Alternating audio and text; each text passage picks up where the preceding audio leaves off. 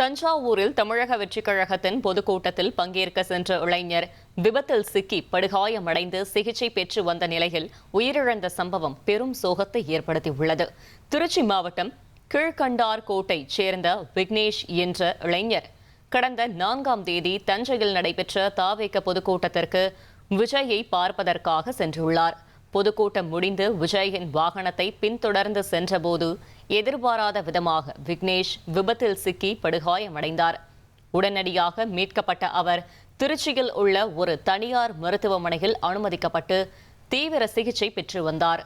இந்நிலையில் சிகிச்சை பலனின்றி விக்னேஷ் உயிரிழந்தார். 1,27,00,000 மனங்களை வென்ற தந்தி டிவி யூடியூப் சேனல். தவிர்க்க முடியாத தம்ப்நெயில்ஸ், கலக்கலான கான்டென்ட்ஸ். நீங்களும் இந்த குடும்பத்தில் இணைய இப்பவே சப்ஸ்கிரைப் பண்ணுங்க. அசுரபலம் கொண்ட எங்கள் டிஜிட்டல் கரங்களில் உங்கள் விளம்பரங்களை சேர்க்க வாட்ஸ்அப் பண்ணுங்க. 8939888838. Email advtthanditv@dttv.in.